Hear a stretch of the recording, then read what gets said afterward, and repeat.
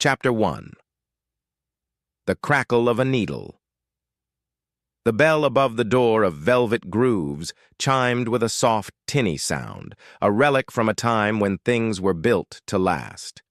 Miles Nakamura winced at the noise, the weight of his oversized headphones, a comforting pressure against his ears.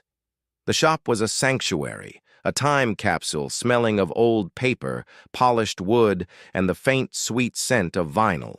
Rows upon rows of records stood like soldiers of a bygone era, their spines a kaleidoscope, of faded colors and classic fonts. For Miles, this was more than a shop. It was his family's legacy, his refuge, and, at 25, his sole responsibility since his grandfather's passing a year ago. He was a curator of memories, both his own and those pressed into black wax. He was tall and lean, with a quiet intensity that often made him seem unapproachable. His style was a uniform of dark, comfortable clothes, perfect for blending into the background. His struggle wasn't loud or dramatic. It was a quiet hum of anxiety, the fear that he was failing his grandfather's memory by not being outgoing, enough to keep the struggling business alive, and the quiet ache of knowing a part of himself remained unshared with his well-meaning but traditional Japanese-American family. The bell chimed again.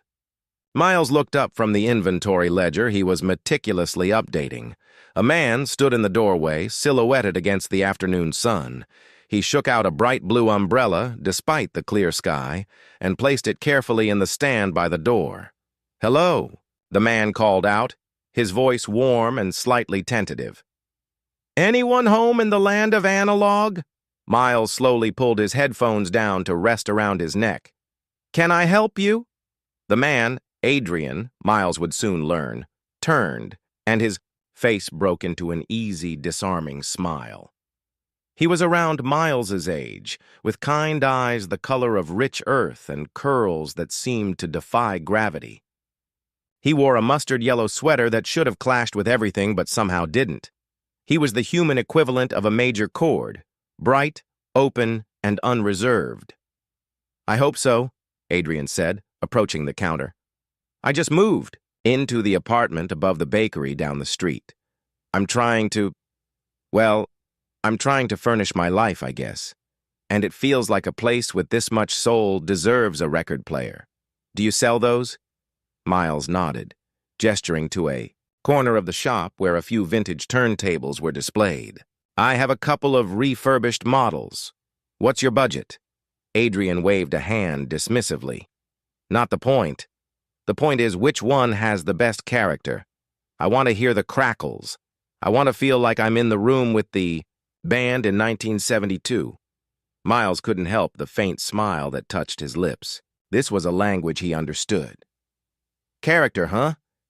Then you'll want the 1973 Philips AF 677.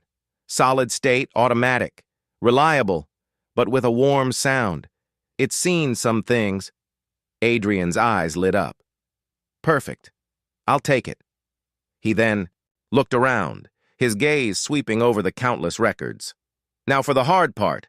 What do I play on it? My music knowledge starts and ends with Spotify algorithms."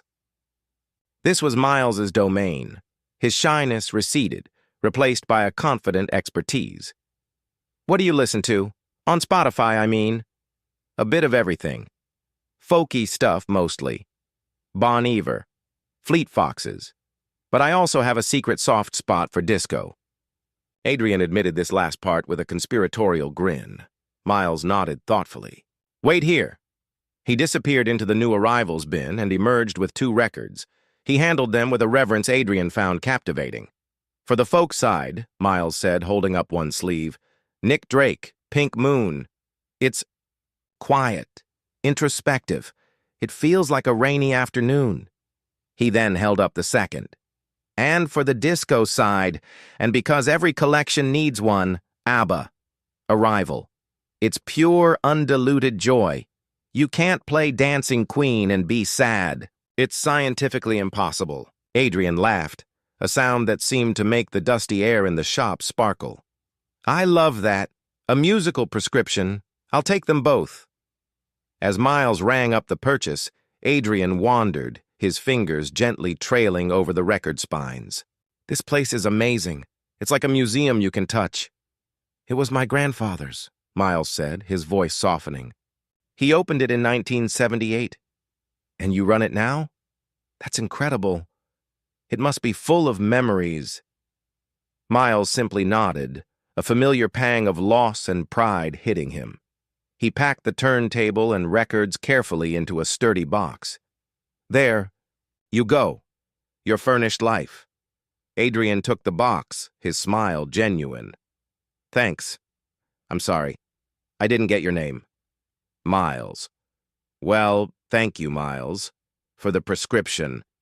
I'm Adrian. He shifted the box in his arms.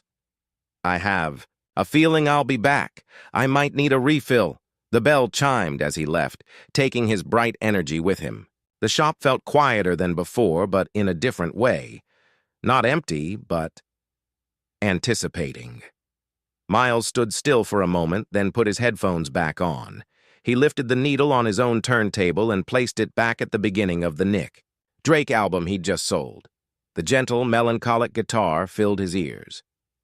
For the first time that day, the quiet in the shop felt comfortable, not heavy. He had a feeling Adrian would be back too. Chapter 2. A side and B-side Adrian was true to his word. He returned the following Saturday, his bright umbrella hooked over his arm. This time, he wasn't alone. A woman in her late 50s with the same warm eyes and a stylish gray bob followed him in. Miles! Adrian greeted him like an old friend. I'm back. And I brought my mom. Carol, this is Miles, the music wizard I told you about. Carol smiled, her eyes crinkling at the corners. He hasn't stopped talking about that record player, or this shop. It's lovely to meet you. Miles, who usually shied away from parental figures, found himself disarmed by her easy warmth. Nice to meet you, too. Is the turntable working? All right. It's perfect, Adrian said. Though my mom thinks ABBA at 7 a.m. is a crime against peace. It is, Carol said amiably, but it's nice to hear him happy. He's just moved here to start a new job. Graphic design. We're all very proud, but we miss him. She patted Adrian's arm fondly. Miles felt a twinge of something, envy perhaps, at their obvious closeness. His own interactions with his parents were loving, but often layered with unspoken expectations. So, I need your expertise again, Adrian announced, leaning on the counter. I've been listening to that Nick Drake album on repeat. It does feel like a rainy afternoon. What else feels like that? This became their ritual. Every Saturday, Adrian would come in with a mood, a feeling, or a vague description, and Miles would become his musical sommelier. I have a date tomorrow. What sounds confident but not arrogant? I just had a frustrating work call. What is the audio equivalent of screaming into a pillow? It's sunny. I want to feel like I'm in a French New Wave film. Miles would disappear into the aisles and return with precisely what Adrian didn't know he needed. Joni Mitchell's Blue for introspection, The Clash's London Calling for catharsis, a compilation of Serge Gainsbourg for a sunny afternoon. There, conversations began to stretch.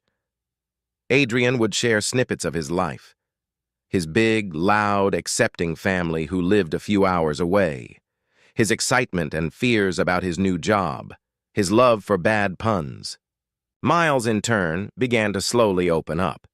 He talked about his grandfather, how he'd taught him to appreciate the ritual of placing a needle on a record, the quiet history contained in a groove.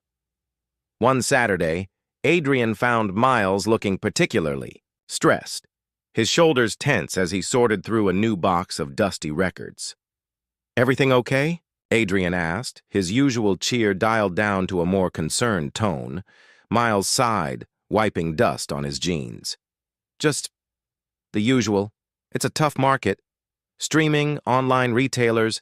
Sometimes I worry I'm just presiding over the end of an era. Adrian was quiet for a moment. Then he said, "You're not. What you're selling isn't just music. It's an experience. It's the artwork, the liner notes, the hunt. You can't algorithmically stumble upon a rare first pressing in a digital stream. It's about connection." Miles looked at him, surprised by the perceptive answer. "You sound like my grandfather." "I'll take that as a huge compliment," Adrian smiled. "Hey, I have an idea. Why don't you have listening nights? Like, one evening a week. You stay open late. People can come, bring a record they love, and play a side for everyone. A shared experience." The idea was so foreign to Miles's solitary nature that his first instinct was to dismiss it, but he saw the genuine excitement in Adrian's eyes. I don't know. Would anyone come?" "I'd come," Adrian said simply. "And I'd bring my mom. And I'd tell my coworkers. It's a great idea, Miles." Later that evening, after Adrian had left with a copy of Rumors, Miles thought about it. The idea terrified him, but Adrian's belief in it, and in him, was a tiny, warm ember in his chest. He thought about Adrian's easy way with people, his ability to connect. It was everything Miles felt he lacked. He pulled out his phone, his heart beating a little faster. He typed a message to Adrian, the first one he'd ever initiated. "Miles, what would we call it?" The reply came almost instantly. "Adrian. Sleeve notes. People can share the story behind the music." Miles stared at the message, at the cheerful emoji. He thought about his grandfather, who had always told him music was meant to be shared. He thought about Adrian, who seemed to see the potential in things, and in people, that others had written off. He took a deep breath and typed back, "Miles. Okay, let's try it." He put the phone down, half expecting a wave of anxiety. Instead, he felt a flicker of something he hadn't felt in a long time: anticipation. For the first time, running the shop didn't feel like a solitary burden. It felt like a collaboration. Chapter 3. Sleeve Notes. The first Sleeve Notes night was a nerve-wracking affair for Miles. He'd arranged a few vintage armchairs and floor cushions in a corner of the shop, set up a second turntable for guests to use, and baked cookies that now sat uneaten on a plate, seeming to judge him. He was certain no one would show. He was just about to flip the sign back to closed when the bell chimed. Adrian walked in, beaming, with Carol and two other people in tow, a man and a woman around their age. "We're here," Adrian announced, as if they were a much larger crowd. "Miles, this is Chloe and Ben from my office. I promised them vintage tunes and excellent cookies." Miles managed a weak smile. "Hi, welcome." To his utter astonishment, more people trickled in over the next 15 minutes. A couple of regulars he recognized, a few friends of Carol's, and even a few curious faces he'd never seen before. Soon, there were about 12 people milling about, chatting softly. Adrian, naturally, became the de facto host. He moved through the small crowd, making introductions, offering cookies, his easy charm putting everyone at ease. Miles mostly stayed behind the counter, a silent observer. "All right, everyone," Adrian said, clapping his hands gently. "Welcome to the first ever Sleeve Notes. The rules are simple. You get to play one side of a record, and if you want, tell us why you chose it. Who wants to start?" An older gentleman, Mr. Gable, a regular, went first. He played side 2 of Simon and Garfunkel's Bridge Over Troubled Water, sharing a story about listening to it with his late wife. The room was silent, respectful, captivated. One by one, people shared their music. A young woman played a Riot Grrrl punk album that made her feel powerful in high school. Ben, from Adrian's office, played a cheesy 80s power ballad that was the first record he ever bought, earning laughter and nods of understanding. Miles watched, mesmerized. This was what his grandfather had loved. Not the records as objects, but the stories they held. The memories they soundtracked. Adrian's idea had unlocked the soul of the shop. Then Adrian stood up, holding a record. "My turn." He walked over to the turntable. "This is A Song for You by Donny Hathaway. My mom played this album constantly when I was a kid." He shot a smile at Carol, who nodded, her eyes glistening. "This song, specifically, I remember hearing when I was maybe 10. It was the first time I understood that music could make you feel a deep, aching kind of love. It's still one of the most beautiful things I've ever heard." He placed the needle on the record. The opening piano notes filled the shop, clean and heartfelt. Then Donny Hathaway's voice, rich and emotive, began to sing. "I've been so many places in my life and time." Adrian didn't look at anyone. He just listened, his expression open and vulnerable. In that moment, Miles saw past the bright sweaters and the easy smiles. He saw the depth of feeling, the capacity for love that Adrian carried with him. He was captivated. The song ended to a round of soft, appreciative applause. Adrian took a small bow, and then his eyes found Miles's across the room. He smiled, a little shyly now, as if he'd revealed a secret. The evening was a quiet success. People lingered, talking about the music, browsing the shelves with a new perspective. As the last person left, Adrian helped Miles stack chairs. "That was amazing, Miles," he said. "You did it." "We did it," Miles corrected softly. "It was your idea. And your song. It was a perfect choice." Adrian looked pleased. "Thanks. It felt right." He paused.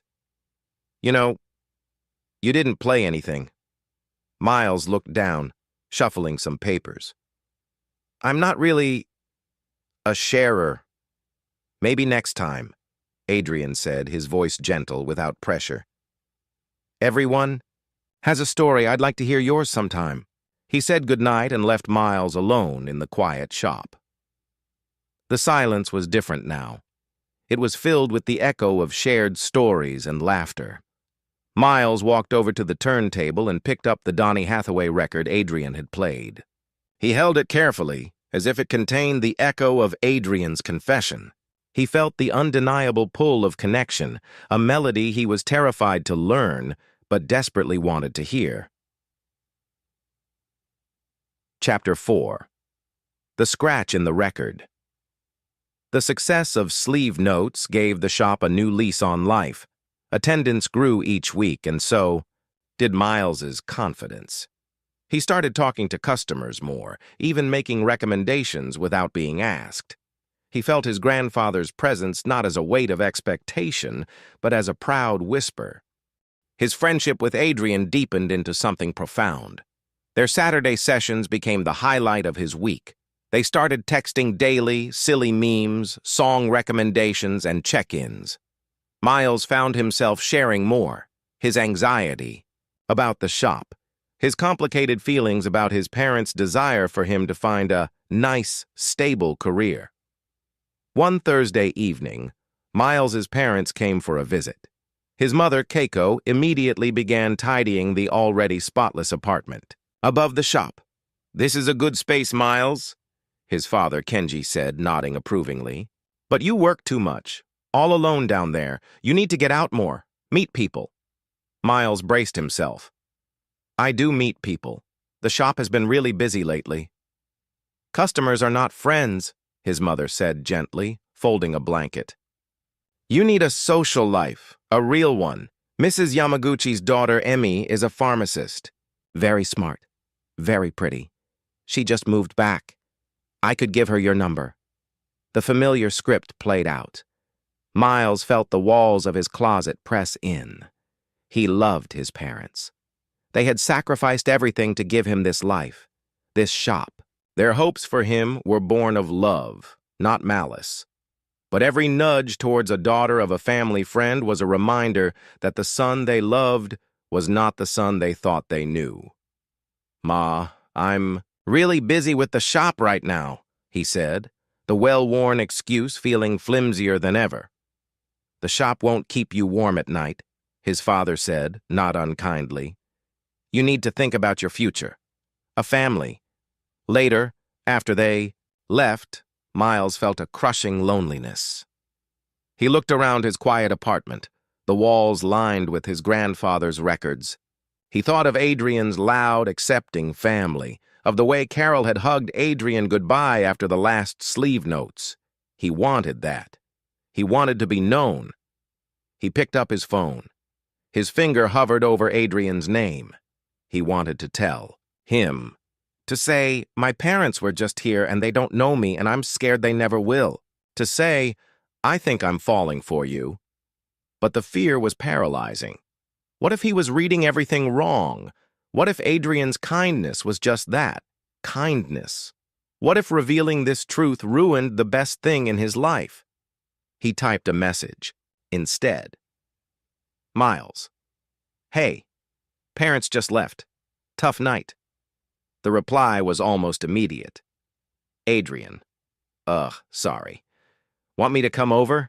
I have ice cream and a truly terrible horror movie on DVD. No questions asked. The offer was so simple, so perfect. It was Adrian in a nutshell. Warmth, comfort, and no pressure. Miles's eyes welled up. He couldn't tell him everything, not tonight. But he couldn't be alone either. Miles. Yeah, that sounds good. 20 minutes later, Adrian was on his couch, handing him a tub of chocolate ice cream. He didn't ask what happened. He just put on the movie, a cheesy 80s slasher flick, and made sarcastic comments throughout. Halfway through the movie, during a particularly ludicrous scene, Miles started to laugh. It was a real, deep laugh that broke the tension in his chest. He looked over at Adrian, who was grinning at him, his face illuminated by the TV screen. There he is, Adrian said softly. In that moment, Miles felt seen, truly seen. Adrian hadn't pushed, he hadn't demanded answers, he'd just shown up. He'd created a space where Miles could just be, without explanation. It wasn't a grand confession. It was quieter, more profound. It was the understanding. That love wasn't always about the big speeches. Sometimes, it was in the simple act of showing up with ice cream and a bad movie, no questions asked. Miles knew then, with a certainty that settled deep in his bones, that what he felt for Adrian was more than friendship. And that maybe, just maybe, Adrian felt it too. The fear was still there, but it was now accompanied by a fragile blooming. Patron Chapter 5. The fete in the annual Autumn Street Fair transformed the block into a whirlwind of color, noise, and activity. Booths lined the sidewalks, selling crafts and food, and a small stage was set up for local bands. Velvet Grooves had a booth out front, and Miles had been talked into, by Adrian of course, doing a live version of Sleeve Notes, taking requests and playing snippets of records on a battery-powered turntable. Adrian was a natural, charming passersby and drawing them in. Miles, though still reserved, found himself enjoying it, explaining the history of a song or the significance of a pressing to curious fairgoers. In the afternoon, Miles's parents appeared, looking proud as they surveyed the busy booth. "This is wonderful, Miles," his mother said, squeezing his arm. "So many people." His father nodded. "The shop is doing well. Good." Miles felt a surge of pride. They were seeing him succeed at the legacy they'd worried was a dead end. It was then that Adrian bounded over, holding 2 lemonades. "Miles, you are a star! We've had so much— Oh, hello!" He stopped, noticing Miles's parents. "Mom, Dad, this is my friend Adrian," Miles said, the word friend feeling both entirely accurate and completely insufficient. "He's the one who helped me start the Sleeve Notes nights." Adrian extended his hand, his smile warm and genuine. "It's so nice to finally meet you. Miles has told me so much about you."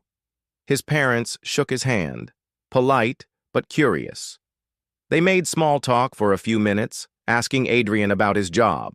Adrian was effortlessly charming, complimenting them on raising such a wonderful son and how he'd never seen anyone with Miles's knowledge of music. Miles watched the interaction, his heart thumping. He saw the way his parents were disarmed by Adrian's warmth. He saw the way Adrian casually placed a hand on Miles's back as he laughed at something Kenji said. It was a simple, friendly gesture, but to Miles it felt like a lightning bolt. And in that moment, surrounded by the joyful chaos of the fair, with the two most important parts of his life intersecting, the fear that had held him captive finally released its grip. He didn't want Adrian to just be his friend to his parents. He wanted them to see what he saw. He wanted to be brave. As the conversation lulled, Miles took a deep breath. Adrian's been incredible, he said, his voice a little firmer than usual. His parents turned to look at him. He didn't just help with the event. He believed in the shop when I was losing hope. He believes in me. He looked directly at Adrian, whose expression had softened into something quiet and understanding. Miles turned back to his parents. He's not just my friend, he's really important to me. The silence that followed was thick, but not hostile. It was thoughtful. His mother's eyes flickered between the two of them, taking in Miles's earnest expression and the way Adrian was looking at her son, with such open fondness and respect. It was his father who spoke first. He looked at Adrian, then at Miles, and gave a slow, single nod. A good partner makes you better, Kenji said simply. It is good to have someone who believes in you. The word partner hung in the air. Miles felt his breath catch. It was an acknowledgement. It wasn't a parade, it wasn't a deep heart-to-heart, but it was a start. It was a door opening. His mother smiled, a little watery, and patted Miles's cheek. He's right. We just want you to be happy, Miles. She then turned to Adrian. Thank you for being such a good friend to our son. It was a step, a beautiful, hopeful step. Later, as the fair was winding down and the sun began to set, painting the sky in hues of orange and purple, Miles and Adrian were packing up the booth. The silence between them was comfortable, charged with the unspoken words of the afternoon. That was, Adrian began, stacking LPs into a crate. That was really brave, Miles. Miles shook his head. It was overdue. He stopped working and looked at Adrian. I was tired of you being a secret. You're the best thing in my life. Adrian put down the records. The noise of the fair seemed to fade into a distant hum. He took a step closer. You're the best thing in mine, too. The space between them closed. It was a gentle, tentative kiss, filled with the sweetness of lemonade and the promise of a new beginning. It wasn't passionate or dramatic. It was a question and an answer, a conversation that had been building for months through shared music and quiet understandings. When they pulled apart, Miles rested his forehead against Adrian's. His eyes closed. He could hear the faint crackle of the speaker from the nearby stage, like the sound of a needle finding its groove. You know, Adrian whispered, his voice full of smile, this feels like a fade-in. Miles laughed, a light, free sound. A fade-in? Yeah. The song doesn't start all at once. It starts soft, and then it builds and builds until it's all you can hear. He laced his fingers through Miles's. I think our song is just beginning. They stood together as the festival lights twinkled on around them, each one a note in their quiet, heartwarming melody. The future was still uncertain. There would be more conversations with his parents, more struggles, more moments of doubt. But as Miles held Adrian's hand, he knew that love, like a perfectly curated record collection, was built one beautiful song at a time. It was about finding the person who heard the same music in their heart that you did, and knowing, without a doubt, that you wanted to listen to the entire album together.